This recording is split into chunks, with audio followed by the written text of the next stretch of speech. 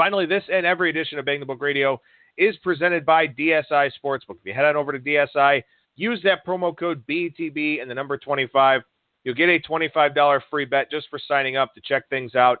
If you decide to deposit over there, 100% deposit match bonus for the Sportsbook, 100% deposit match bonus for the live casino as well. At BetDSI, it's only a game until you bet it. Two guests coming your way here today on the show. The first, Mr. Bryan Leonard from WagerTalk.com. Bryan, how's it going today, man? It's going pretty good, Adam. Good to hear your voice. All right, well, we've got a pretty big game today in Major League Baseball, Game 7 of the World Series. Lance McCullers goes for the Astros. Yu Darvish goes for the Dodgers. Consensus average line out there in the market right now, probably somewhere in the minus 160 range on the Dodgers. And before I get your thoughts on this game, I just want to mention something that Mike Petrello tweeted out from Jeff Sullivan at @based_ball on Twitter. He's a writer for Fangraphs. I believe he also writes for Hardball Times. But this quote that he had about the game is kind of remarkable. He said, neither one of these teams is better than the other. They're both absolutely amazing. All Game 7 would decide is who won Game 7, which is both the least and most important thing, which is a remarkable quote to have because this has been one of the most exciting, most dramatic World Series that a lot of people can remember. And the season comes down to one game. And it doesn't mean that the winner is the best team in baseball. It doesn't mean that the loser is the worst team in baseball or the second best team in baseball, anything like that. It's just amazing to me that 162 games plus the playoffs all comes down to one game tonight. Yeah, it definitely does. And he's right. There's no loser in this series. This is what baseball needed. You know, they had the thing back in the home runs with McGuire and Sosa, but this is something that baseball needed. And it wasn't just that it was the pitching matchups. It wasn't just that it was the home run hitting. It's a combination of everything. Everything you like about baseball has been in this series, and that's why it's been so enjoyable. I enjoy the low-scoring games. I enjoy the high-scoring games. I just want an exciting game that's tense-filled, and definitely these games in this series have been tensely filled, and I'm just excited, you know, for both of these teams, whoever's going to come out of here as a winner. To me, they're both winners. I know we're both being Indians fans. We wanted our team to be there, but I don't see how it could have been any more exciting to be in this championship with these two teams. It's been very good for baseball, and there's people on the street that probably haven't talked baseball for years that are now getting into it, especially out here in Vegas because we've got a lot of Dodgers fans out here. So it's really exciting for everybody, and it's a nice change of pace from all these other things that are going on right now that baseball is getting a little bit of the headlines here for just a tremendous series. Yeah, and of course, for those that are fans of either the Astros or the Dodgers, Bryan and I were through this last year, and I was at Game 7, and the highest of highs, the lowest of lows, that Rajai Davis home run, a top two moment in my life.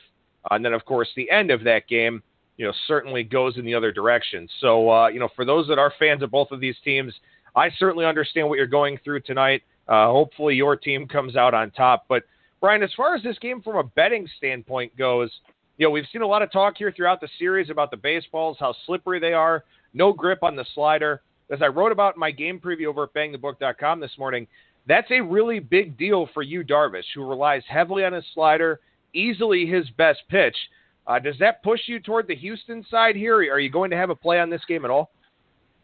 I probably won't. I had Houston before the season started at tremendous odds. I think I'm like 15.8 to 1. And I ended up hedging back when it was 2-2, and Kershaw was on the mound for the Game 5. So I'm fine with whoever wins. I'll have a nice winning for either one who wins here. I think the value is with Houston. I'm really surprised the line came out this high.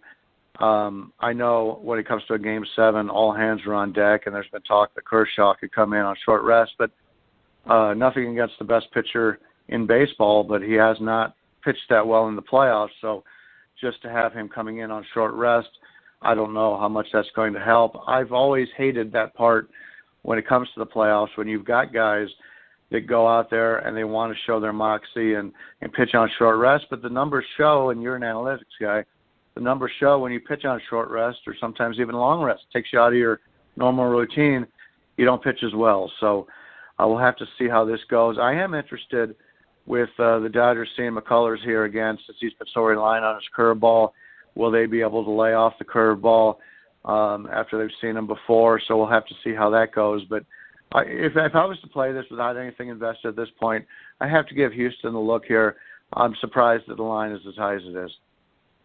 Yeah, and it's challenging, too, because Kershaw might pitch in this game, and also Dallas Keuchel's probably going to be available for Houston as well. And what I've decided here from watching the playoffs and, of course, from seeing the Indians in it the last 2 years, at this point, in my mind, there is no reason whatsoever to make a play in the full game unless you're going to take a position at plus money and look to middle and arbitrage this game back and forth. Because for me in the MLB playoffs, it is exclusively about live betting.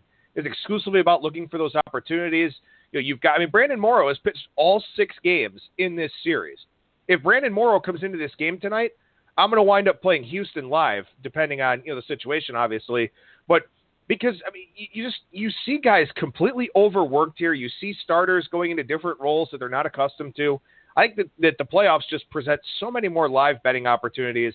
I think it's there's no way I would take a position full game unless I was doing it with the thoughts of playing back at it, free rolling, middling, something like that live. Yeah, Kenley Jansen pitched 2 innings again last night, so I don't know how effective he'll be if he pitches tonight. And you're right. I think it was the 6th inning or something going into the 6th where Houston had a 1-0 lead. You could catch the Dodgers at plus 200 in live betting. Plus 200 having 1 extra at bat at home against Houston. That was the way to bet it. Unfortunately, I didn't bet it at that time. But that's the way you do it, and you're able to get some nice prices because of that. And keep in mind, when you've had these other games that have been the highest-scoring games, to get a team only up 1 run and having to get plus 200 on the line for the dog, that would have been something that would have been crazy earlier in the series. Well, we saw the same thing last night, and people that took advantage of that got the Dodgers at home in that game at plus 200. So, yeah, it's something to keep in mind. And one of the things I like to use is when I'm looking at over-unders, when I'm doing live betting, is the strike zone.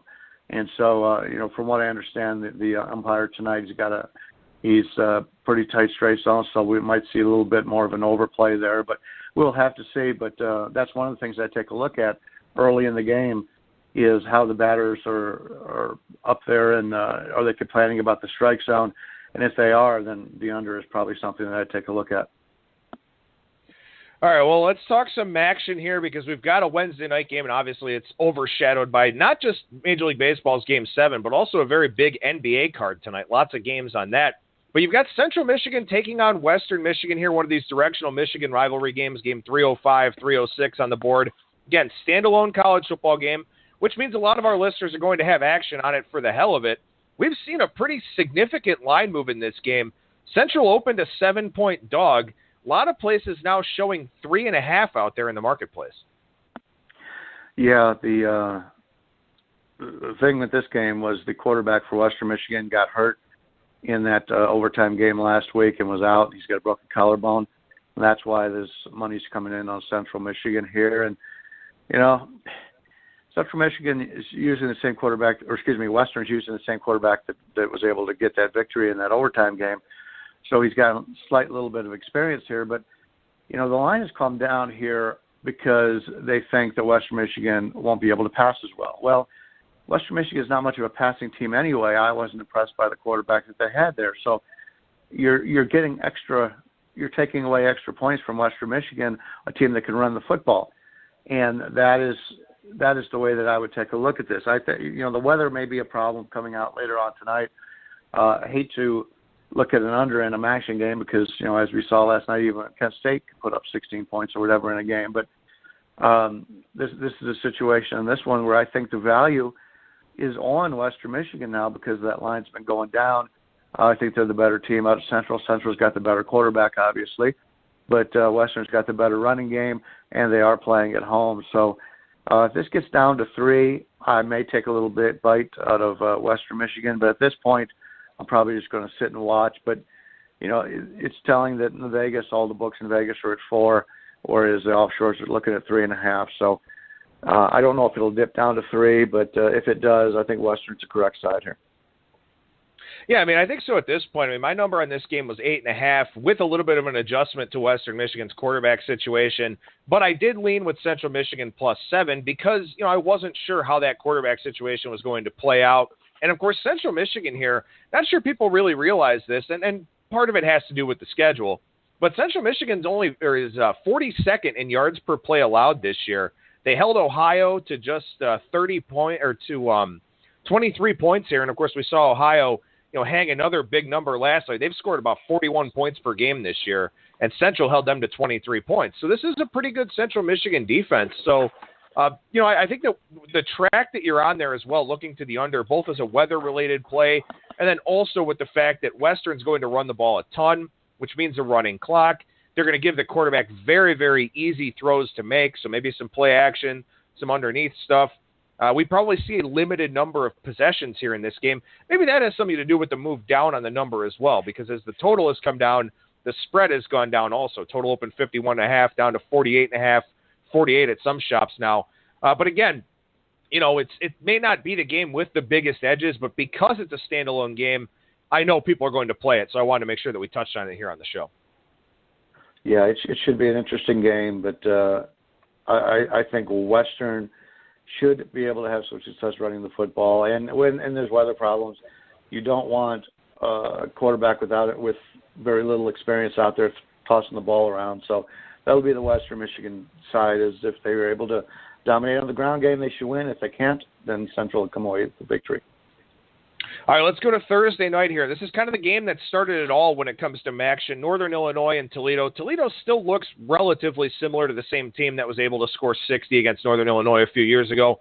Northern Illinois does not. Northern Illinois now is a defense-first team, not really what we're used to seeing there from the Huskies, but Rod Carey at least doing a good job with that side of the ball. Offense is a little bit better this year than it has been in past seasons, despite Northern Illinois having significant quarterback injuries once again. And this program is just completely snake-bitten in that regard.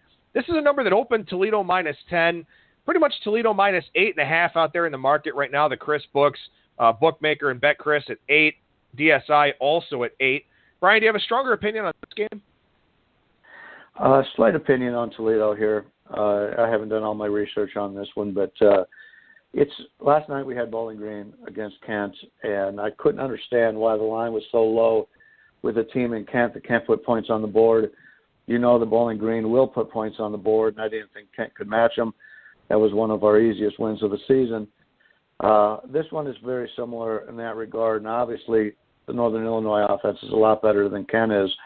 But when you take a look at Northern Illinois, as you mentioned, they're a defensive team. They've only scored more than 14 points in the first half once all season.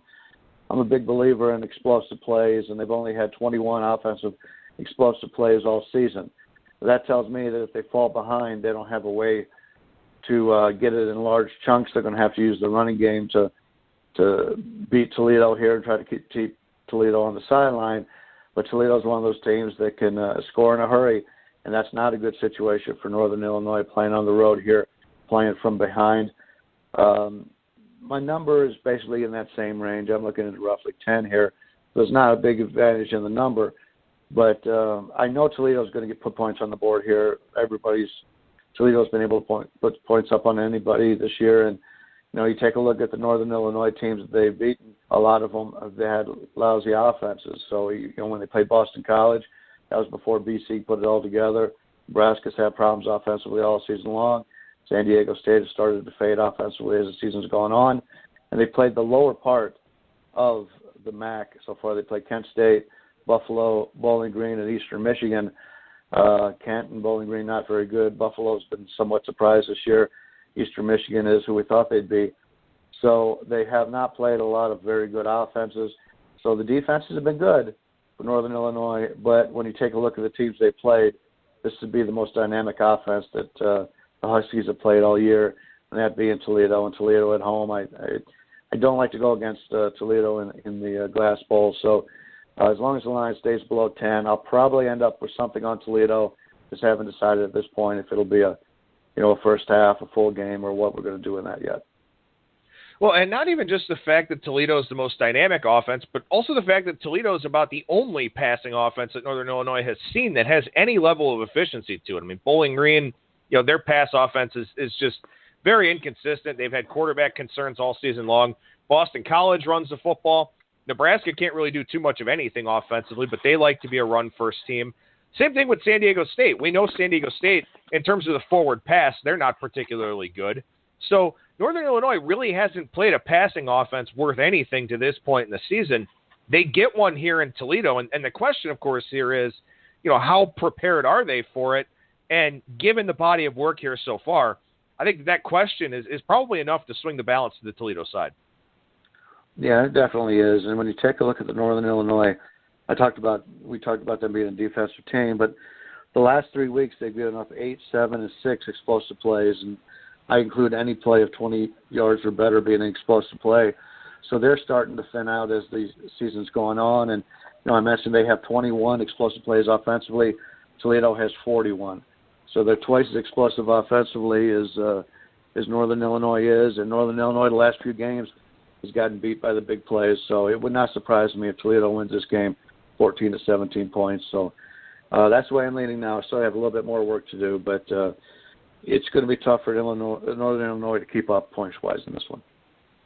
All right, we'll stay on Thursday night here. Look at game 313, 314. This one between Navy and a former MAC member in Temple. So sort of MACtion by association here, I guess we'll kind of call it. Navy is an 8-point favorite on the road for this one. And, Brian, my Navy lines have been off a little bit here throughout the season. It seems like they're regularly higher than the market. Is this an adjustment that I need to make based on the triple option and the fact that they're not really equipped to cover as a big favorite? Well, it's very interesting from Navy, and as I pointed out in the past, I do a lot of first-half work. And normally we think of an option team, they don't turn the ball over and they grind you out. But look at Navy so far this season in turnovers in the first half. Against Florida Atlantic, -2. Against Tulane, -2. Cincinnati, -2. Tulsa, -1. Air Force, they did have that advantage in the first half, and they took a big lead. But then Air Force came back in that game and really made it dicey at the end of the game. But then Memphis, -2, and then Central Florida, -1. So you've got a Navy team who's moving the football, but they continue to fumble. That's highly unlikely to happen, and I keep looking for that to reverse itself, come back more to the mean, but it hasn't happened. So Navy's been one of those teams that has moved the ball well, but they continue to shoot themselves in the foot. They're coming off that Memphis and Central Florida games, 2 big games for them, and they lose to Memphis by 3 and lose to Central by 10, but they were pretty much in both of those games, so against better teams. But they were pretty much banged up, and the coach came out and said that it was nice to get that extra time going into this week to bring some bodies back. I guess they had 5 guys that were starters that wouldn't have played if they played it earlier in the week, but now they're going to be able to play here. And it is a revenge game for Navy. They lost the AAC title last year to Temple, but since the teams have changed so much in the way they play, I don't know how much that's going to affect them. I think the Navy's they want to just get back on the field and get a win as opposed to getting the revenge game. And Temple's got a nice advantage where they played 2 straight option teams. They performed pretty well against Army in the last game, so we'll have to see how this one goes. But it's tough laying points with the Navy team when you're going to lose the turnover battle, and that's really what has happened in the first half all season long for the midshipmen. It's so challenging for me because I look at this Temple team, and they got blown out by Notre Dame in South Florida, and that's going to happen. I mean, those 2 teams are just much better than Temple is. But then a 7-point loss to Houston. They went on the road and beat East Carolina, who's one of the worst teams in FBS. Close loss to UConn, and this UConn offense has gotten a little bit better, and UConn can throw the ball pretty well.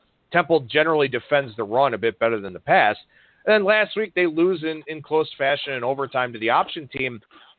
What have you done with Temple here throughout the season from a power rating standpoint? I mean, is this a team that you are adjusting up a little bit here as Jeff Collins gets some more games with this bunch?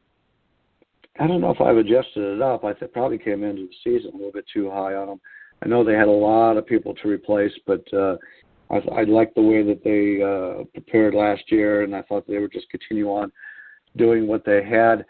But you go back and you look, they get blown out by Notre Dame. Well, Notre Dame is one of the teams in the top 4 as of right now. They were able to beat a UMass team who's looking a lot better. But as you mentioned, they get blown out to South Florida, played Houston in a competitive game. So against the teams they should have won, they've done okay. Eastern Carolina, they win. They did lose that game to Connecticut, who fell flat on their face against Missouri last week. But Temple's pretty much, after the first couple of weeks where I dropped them 3 or 4 points, they're pretty much what I thought they would be. They're not as good as what I would like for them to be, but the defense is still there. The only teams that have really scored more than 28 in regulation was South Florida and the Notre Dame, 2 very good offenses. So they're basically who we thought they were. But at this point, it's probably a game I'll probably be sitting out. It's tricky for me with Navy as well here because you mentioned the turnover problems that they've had, and I don't hold it against them losing to Memphis or losing to Central Florida. Memphis was one of my highest-rated group of 5 teams here coming into the season, and then obviously Central Florida. I mean, we just can't adjust them up high enough here. Week after week, they're getting hit, and we're having to adjust their numbers. But what's concerning is that, and you ran through the first half turnover problems that they've had, Tulane got off to a pretty good start. People kind of changed their perceptions of them. Over the last couple of weeks, Tulane has been adjusted down. Cincinnati has been a very bad team. Tulsa, again, not a good team, and Navy only had 31 points against that porous Tulsa defense. And then that shootout with Air Force, which is, kind of a weird thing for a service academy game. You generally don't see 93 points in those. So got close losses here the last 2 weeks to the 2 best teams in the conference. But it's what they've done against teams that they should have steamrolled that concerns me with them a little bit. Now, like I said, I have this number higher. I have it up into double digits. So from a numbers standpoint, I'd be looking at Navy here in this spot. But it is tough to trust them right now. Yeah, to touch on the turnovers again, if you go back the last decade, the worst Navy did in any season was -4 in turnovers. So that shows that there's not a team that usually turns the ball over. So that's been the major problem with Navy this year. They've been able to move the ball pretty well. I look down on my list right here on how they've done the first half, 7 and 8 yards per play. They've done very well. The only teams that they didn't do that against were the last 2, which are the best teams that they played. So, it's something that I keep waiting for it to shoot a turn for Navy. It never does. So I'm going to sit back and watch this one and pick out some other games to invest in. All right, we'll move to Saturday here. One game I want to touch on, game 403-404, Hawaii takes on UNLV. And the reason I want to touch on this one is because UNLV last week, without Armani Rogers, beat Fresno State 26-16, and that was a number that ballooned from 15 up to, I think, 22.5 or 23. Part of that was because Fresno State's taking money every single week, but the majority of that was because Rogers didn't play for UNLV. This week here, the Rebels, 7.5-point favorites against Hawaii coming over from the island. Hawaii's first trip stateside since October 7th when they played against the Wolfpack in Reno. So, it's kind of rarefied air here a little bit for UNLV to be favored by more than a touchdown against a Flow FBS school. Brian, what are your thoughts on this one? Yeah, last year they went into Hawaii as an 8.5-point underdog and was able to win that one straight up. The year before, they're favored by 9.5 at home. They win by 20. So they played pretty well against Hawaii.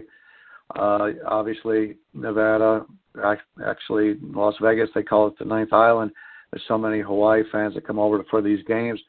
I've been to these games, and there's just as many Hawaii fans as there are UNLV fans. A lot of that is because UNLV is usually not very good. But, that was a surprise last week, no doubt about it. My line was lower, but I didn't want to step in front of Fresno State. They've been so good. Makes me wonder if Fresno State just overlooked UNLV last week. Obviously, the Rebels had just lost to Utah State in crushing fashion. Tied in that game 28-28 at the half, lose 52-28, shut out in the second half to a Utah State team who's not very good. So obviously Fresno took them lightly. You have to think that was the situation. Fresno got stung. Now we see how Fresno comes back after that and does this week. I think there might be a good chance to get them at a little lesser number this week. So maybe Fresno's a team we start to take a look at for our handicapping. But yeah, Hawaii always loves playing here in the desert. And what's been pretty amazing to me is the offense for Hawaii. They've normally had that dynamic offense. This year they just don't have it. They haven't scored more than 14 points in the first half in any game. Actually, they've either scored 7 or 14 in the first half in each game. San Diego State last week they hosted San Diego State. And I thought that would obviously be a letdown situation for San Diego State, but Rocky Long does such a good job given his team focus, that they were able to win that game 28-7. But Hawaii's not a team I'm looking to back, but UNLV is a team right now. They were able to win that game last week with the two guys that they had at quarterback from the previous season. Neither one of them were very trustworthy the year before. So it may be a little blip on the schedule for UNLV. I think it was more of a situation where they were just overlooked by Fresno. Armani Rogers is practicing this week. On the UNLV depth chart, you've got that infamous "or" with Armani Rogers and Johnny Stanton. From a power rating standpoint, Brian, what is the difference between the two, and is there one? Well, I'm not a personnel guy, but I would think it's got to be about 4 to 5 points. It's I would say that going into last week. Let's put it that way. Stanton played very much better than what we thought last week. So without knowing if it was because of him being very good or because of Fresno overlooking UNLV, I don't know what to use, but I'd say it's probably about a 4-point differential. So we'll have to see at that. But you are getting a quarterback now that's coming off of injury, so it might be even less than that because he probably won't be 100% playing this week. So it's tough to lay points with the Rebels because they've just done nothing all season long to make you want to run out and back them when they've had a game that they should have played very well in. It's been rare that they've shown up. When they played San Jose after getting crushed by Ohio State, they actually won that game 41-13. The Idaho game, after they lost to Howard, everybody giving up on them, and they crushed Idaho. So, that was a game that I kind of thought that they'd come out and play. I believe I had them in Idaho, against Idaho in that game. So usually when a team is so down, they lose to a Division II school, you're able to get good value on that. But, now after beating Fresno, I don't know what they're going to have. They haven't been very good after prosperity this year and in the last few years. So we'll have to see. All right, well, over to the NFL side here, and again, if there is a line move on that UNLV game, that's probably going to be the reason why, is if Armani Rogers is able to go as opposed to Johnny Stanton. That would create a pretty significant move out there in the marketplace. So for our listeners monitoring the odds screen, keep an eye out for that one. We'll go over to the NFL here, and it's week 9 of the season, and Brian, at this point, a lot of these teams have played about half the games that they're going to play. Certainly some teams have had byes, and we've got 6 more teams on a bye here this week. As far as what you were looking at the start of the season to what you're looking at now, who are some of the teams that, have either moved up in your mind or moved down in your mind? Well, I think Denver's moved down. We knew coming into the season that the defense would be pretty good. But the offense, we had some questions on, and then they come out and they play pretty well early on. And then everybody was starting to think that Simeon may be the answer. Well, if you've watched Denver the last few weeks, it's clear that he's not the answer. In fact, they're going to put Brock Osweiler in this week, and he's listed as a starter for Denver. And I had Denver Monday night when it was 7.5. I thought that was a nice bargain because when you take a look at the situational standpoint of that game, that was a must-win game for Denver. And when a team comes out in a must-win situation and lays an egg like Denver did in that game, that tells me that's a team I'm not looking to back in the near future. Philadelphia, the line is 8 in that game, so I'm kind of leaning with Philadelphia there. I hate to lay a big number with a public team, which is what Philadelphia is right now, but Denver's given us no answers offensively to put anything on them. I wasn't a big fan of the Giants coming into the season. I don't like Eli Manning. I never have liked him. And now with the wide receivers being out and the running game being questionable, the Giants are another one of those teams that I'm not looking to bet.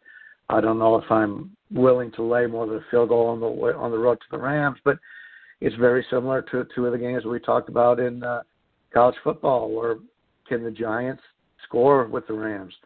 The Rams have that offense, and they could put points on the board against anybody. Giants' defense has still been pretty good this year, but can Eli Manning and the Giants match the Rams?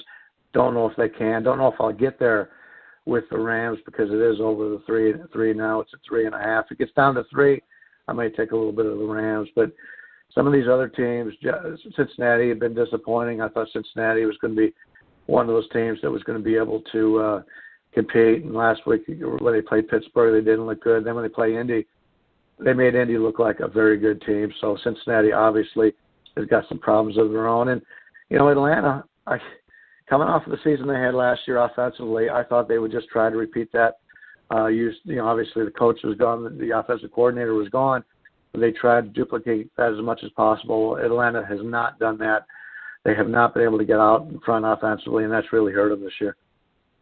Speaking of this Denver Broncos team here, and they're still deciding who they're going to go with at quarterback, but certainly, it kind of feels like they're going to make that decision to just try something different and see how it goes there with Osweiler. But with the Monday night game, and then Tuesday, no practice. The only thing that they had was that the guys who were injured came in to get worked on a little bit. That means that Wednesday would be the first time today, actually, that we would figure out what the Broncos are going to do here with this quarterback position, and then also the first time that the first teamers can all practice together with whatever that quarterback situation is. So the Broncos are in a pretty tough state of affairs here right now, scheduled to leave Friday for Philadelphia, short week already. Maybe this isn't the best week to go with Osweiler. Maybe this is the week to go with Trevor Siemian and then try Osweiler next week against the Patriots, if Siemian doesn't look good again. But still, the Broncos are definitely in a very sad state of affairs. And it's tough for me because I've been looking for spots to go against Philadelphia. I want to go against Philadelphia. Perception is higher than reality on this team where, they're winning games. They're doing what they need to do to cover a fair amount of spreads. But from a yards per play standpoint, they don't look like a 7-1 team like they are. So, this is one of those situations where I'm trying to find spots to fade a team. And it's really frustrating when you don't get that in the NFL, especially with only 13 games here this week. The market is tight enough as it is. When you get some of those angles that you want to play and you can't do it, it just speaks to how challenging the NFL market is. Yeah, it definitely does. But keep in mind, Osweiler was there before, so he's familiar with what the coaches want to do, familiar with the system a little bit. So it's not like he's coming in, similar to what's going on with the 49ers this week, bringing in Garoppolo, who has not been in the system. So, it's, to me, none of the Denver quarterbacks are very good. You find many teams in the NFL, obviously our Cleveland Browns, none of the quarterbacks are very good. So it doesn't help when your best offensive player, your offensive lineman is out, and nobody really knows what's going on. Did you read the article where it was in the Plain Dealer that one of the writers didn't realize the game was in London last week? See, if it was baseball, I would assume it was Paul Hoyt, but since it's not, that's just crazy. Talk about the weather for the people wearing their mittens going to the Browns game in Cleveland last week, and the game was in London. But that just tells you what's going on back in Cleveland, that even the sports writers don't know that they're playing in a different country. Speaking of the Brock Osweiler thing, I do need to apologize. You were right that Osweiler was named the starter here about a half hour or so ago, and I guess that's one of the problems with doing the show and not being able to scroll through Twitter as much as I would like, so I do want to apologize to you for that. You know what? So the Browns here, look, they're on their bye week this week, and yet they're still finding a way to be an underdog to the bye week. They're probably a 7-point dog to the bye at this point. Apparently the Bengals screwed up the A.J. McCarron thing. But the bigger issue that I have is being interested in A.J. McCarron to begin with. I'm with you. When I laughed at first, and I said, yeah, that's another thing that the Browns could screw up. And then I'm thinking, why are they going for A.J. McCarron in the first place? If you just want a placeholder, put any of these guys in there at quarterback. It doesn't matter. You just have to play out the season and try not to embarrass yourself any more than you have already. But, yeah, what is A.J. McCarron going to give them that these guys don't already have? Other than maybe a little bit more experience, I don't understand it. There's many things the Browns have done over the years. I did like the draft picks they had this year. I thought they did a better job on that.